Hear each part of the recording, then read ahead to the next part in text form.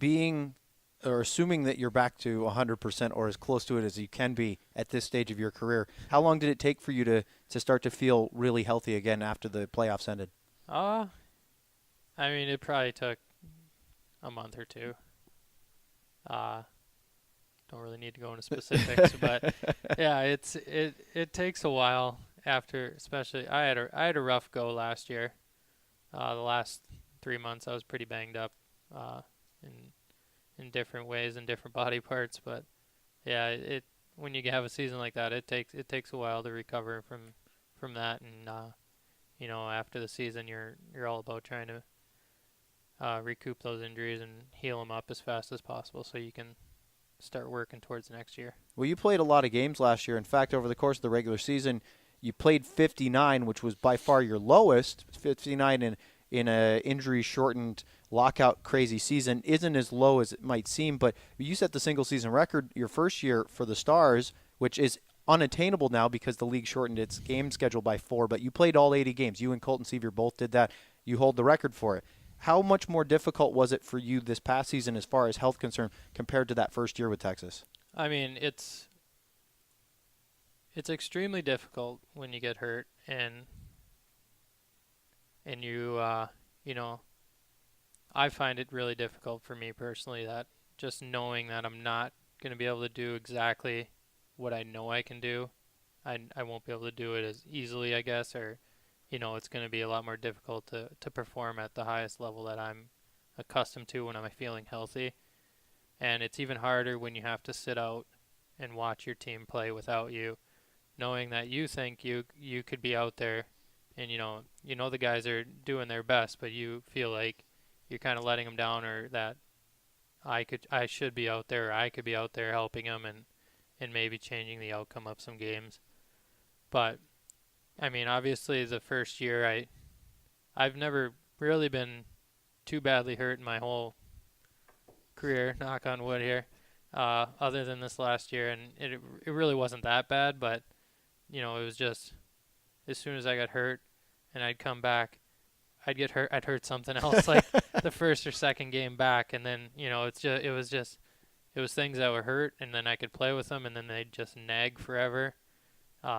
So yeah, it's obviously injuries are a part of the game, and that's going to happen, but it's definitely difficult to deal with when you're not capable of playing at your top level potential. That it's just frustrating sometimes. There was I wonder if it might have been your low point of last year. There was a Midwestern trip where we had a flight to one area, play a couple of games, and then we had to fly somewhere else. And I can't remember if it was flying to Oklahoma City or somewhere else, which it was a rare flight because we don't usually go there via plane.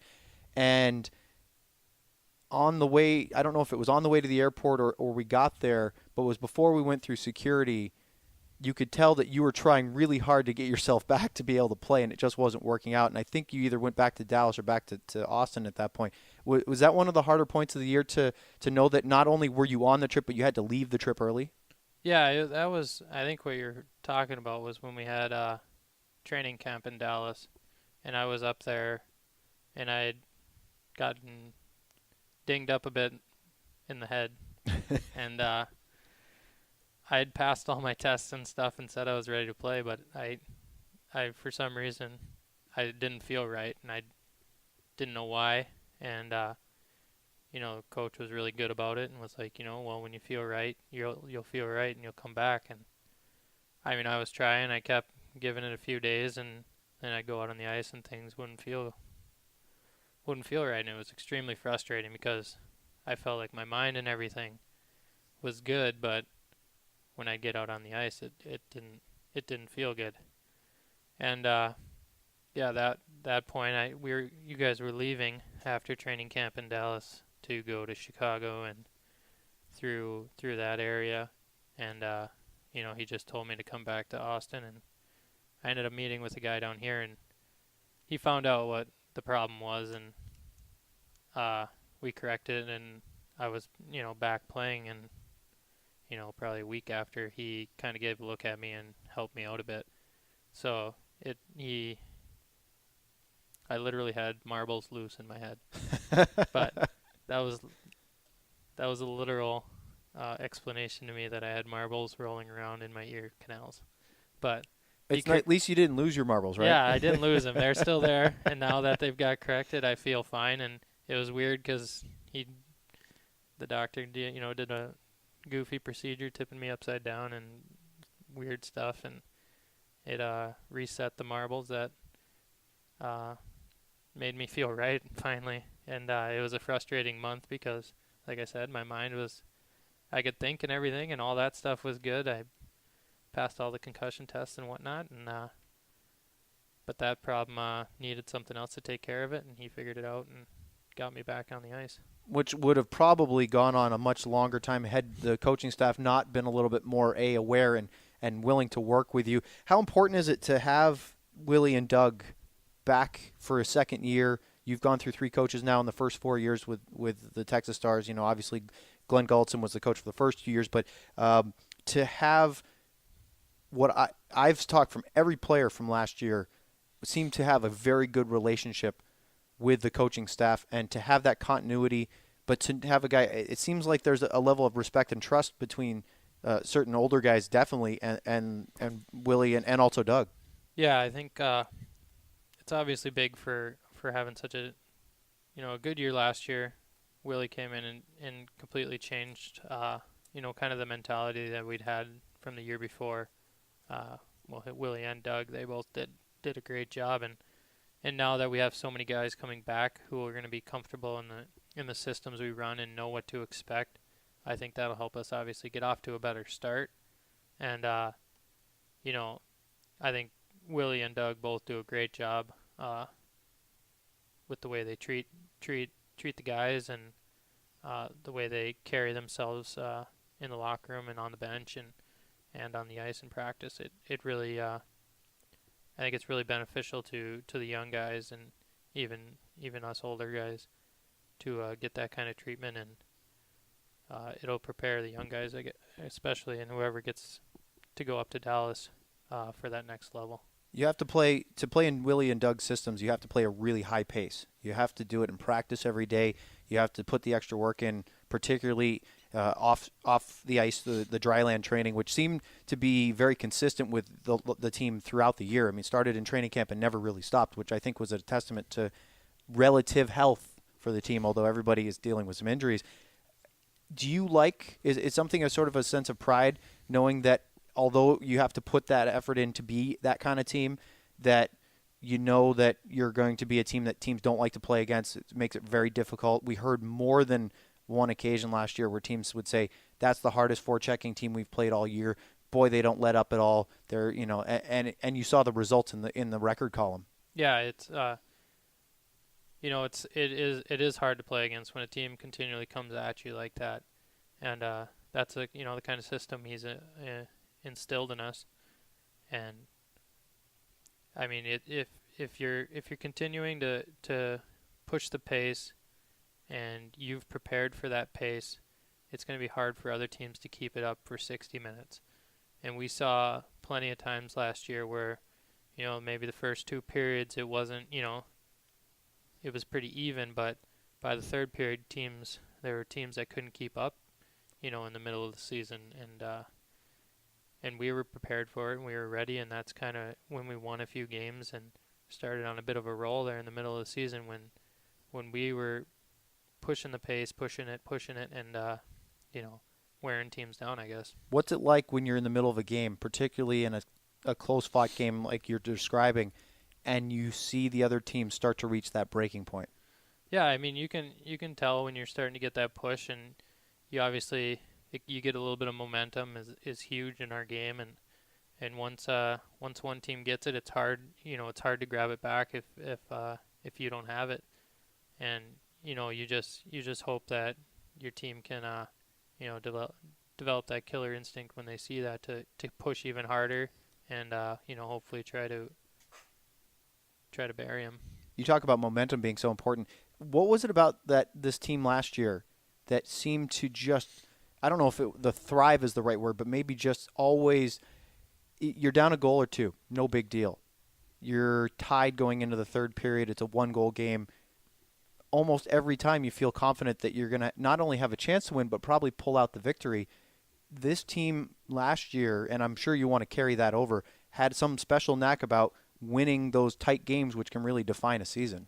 Yeah, I think, when you're pushing uh, like that and you get in those situations, like guys, it comes down to how your team mentality kind of like we had always had a philosophy back to when Gully was coaching here to play, maybe 58 minutes of our game plan, and then if we're still down, like really just throw everything out the door and go for it, like the last couple minutes or 55 minutes.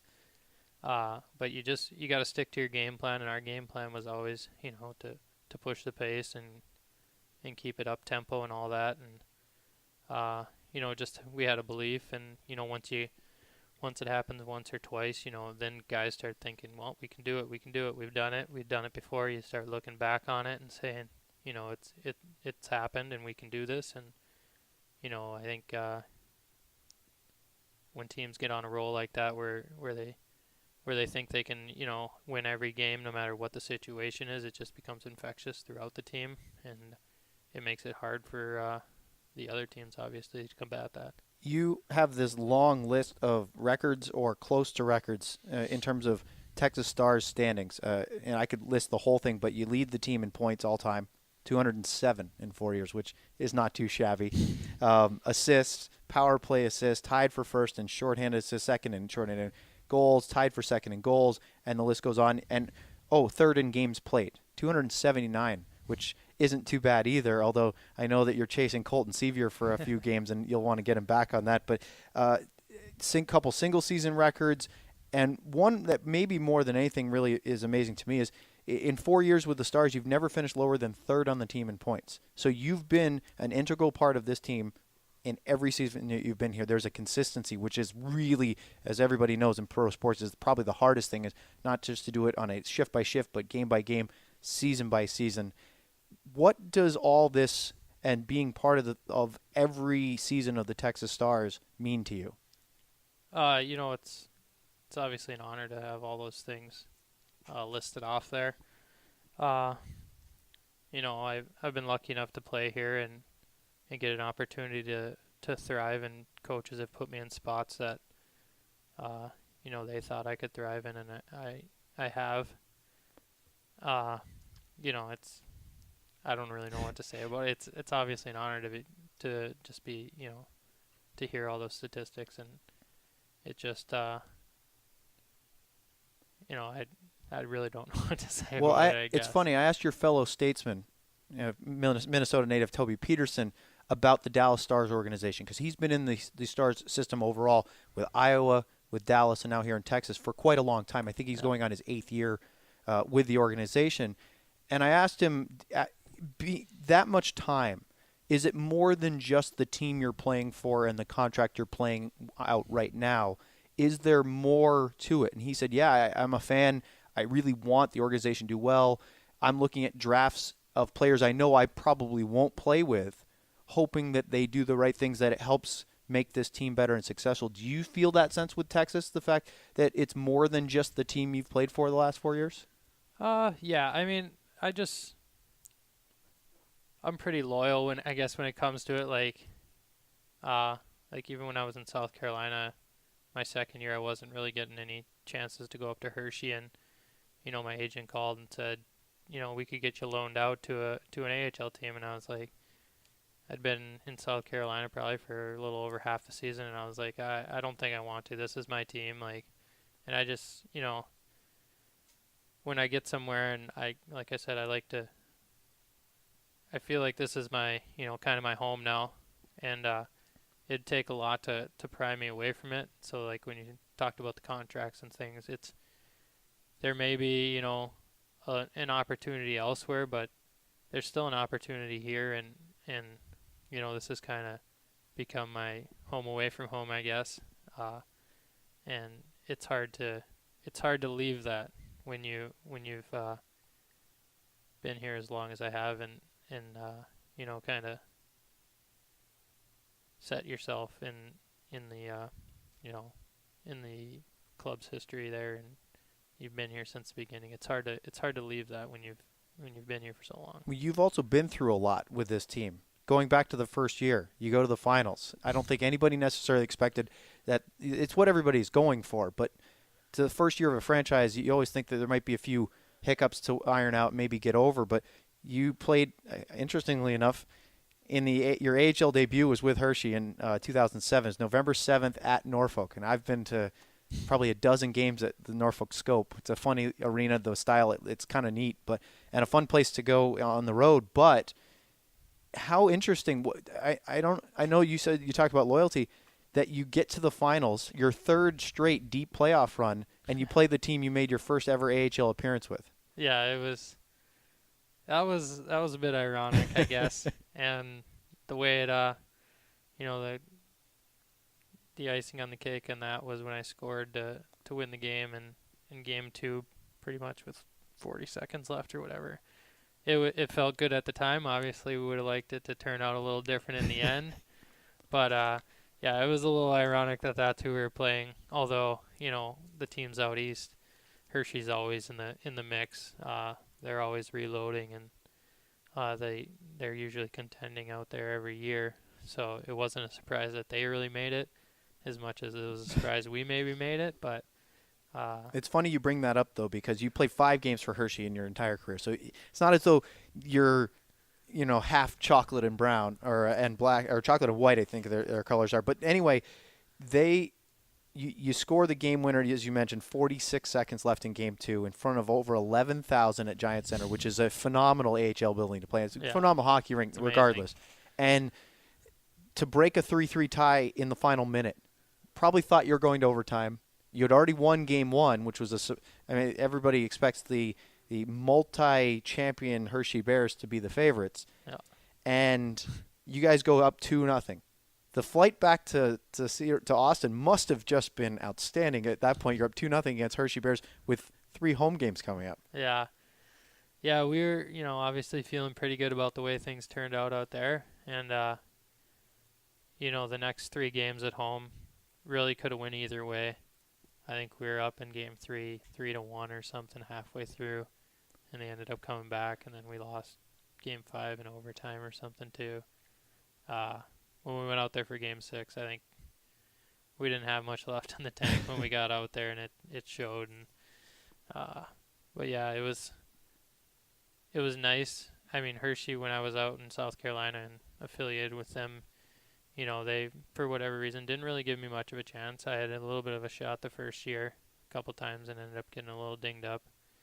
But, I mean, can't blame them. They obviously won a couple championships even when I was out there, I think, or they knew what they were doing, and I don't, have any ill will towards them, but it was obviously nice in those first 2 games to take a couple wins out there and show them that that I could play at this level. Well, you were drafted by Washington, and out of college, played a few games for South Carolina just to sort of get the feet wet, so to speak. And then you played that next year. That was a pretty good South Carolina team. You guys went to the conference finals and lost. I think it was to Cincinnati. Mm-hmm. But do you think that experience is what really set the table to go and win it all the next year for them? Yeah, I think that was big. I think the following year when we did win it all, we got a couple more veteran players, and our roster really rounded into form. I think the biggest thing was we got 2 new goalies probably a month and a half left in the season. One of them who's James Reimer, who's now in the NHL, so obviously he was pretty good. I don't know how it happened, but he was obviously in the Toronto system, and somehow he found his way onto our team. And then another guy who another goalie found his way onto our team too for some reason, and it turned out to be, I think, the biggest turning point was finding those 2 goalies, because even though we had good goalies before that, one left for Europe, and obviously in the coast things change quite a bit and pretty often. So finding those 2 guys, and then we had obviously some pretty good offensive talent and some pretty good leadership, and our coach was I think he got the best out of us, and really prepared us for that run. It's not. I know you were close to winning the Calder Cup, but winning the Kelly Cup has to be near the top of the list in terms of hockey accomplishments. How much fun was that to be a part of a team and actually win the championship? It was pretty cool. I went through, I had played junior hockey for a year and then 4 years of college where my team wasn't that great, and we never really. I mean, in college in ours we had a 3-game playoff at the end of the season, then to go to our final 5 or whatever to try to make it to the national championship, and we never got out of the first 3 games. So it had been a while since I'd had any success, like that. So it was obviously nice, and those 2 runs down in South Carolina were awesome, and winning it all was, obviously a lot of fun. It wasn't a lot of fun traveling from South Carolina to Alaska, but especially when we could have won it in Game 5 at home and lost in double overtime, and then had to travel however long that ended up taking, 3 play-ins. And it's easier to get to Abbotsford, isn't it? Yeah, it is. Yeah, but so it made it a little bit sweeter though to go into Game 7 up there and end up winning it all, and we had a really good time with it, and we ended up renting a beach house for a few days after the season with all the guys, and hung out there, and had the cup on the beach and stuff like that, and it was a lot of fun though. Tell me, looking back at the career so far, you go to the final or the conference finals the first year, you win it all the second year, you go to the Calder Cup finals the third year. First round in year 2 with Texas, little probably disappointing because it was a tough series with Milwaukee, and then you miss it 2 years ago, which we've all talked about. Going into last year, everybody wanted to kind of clean slate it, erase all the disappointment of not being part of that run. But after the first 3 years of your pro career, you must have thought that playoffs were just something that kind of, how hard it is to get to, but at the same time you go, yeah, I kind of expect to be there. Yeah, it gets to be a grind going into mid-June, a couple years in a row there, and probably just at the end of May the other year. It makes for short summers, that's for sure. You don't get as much working out done as you probably need, but when you're playing that long, you stay in pretty good shape. You don't need as much in the summer. It's more obviously rest and recuperation from the grind than anything. But I mean, every year you want to make that deep run and give it a shot, and I've been lucky enough to have a few of them. I know it was frustrating, the result last year, but do you feel as though the core group of guys that were part of the playoff team last year that made it to the second round can really be set up with that experience, just like you were in South Carolina, to go on an even better run this year? I hope so. I think it obviously benefits everybody to get that experience and to know what it feels like to go through it, and hopefully everybody uses that to help us get a little further this year. Well, Travis, I want to thank you for your time here today. I know you haven't been back in Cedar Park for very long. Also, I don't think many people would guess that you and I would do an interview that surpassed the length of Francis Wattier, because we all know that Watts loves to talk, as do I. And so now you've got another little one-up on him. I'm sure you'll be able to mention that at some point. Yeah, I'll let him know. But thanks so much. Really appreciate it. And best of luck as you get ready to head up to Dallas here soon. All right, thank you. Travis Morin joining us here for episode 12 of Summer with the Stars. I'm Owen Newkirk. Thanks so much for joining us, and we will be back here next week. So long, everyone.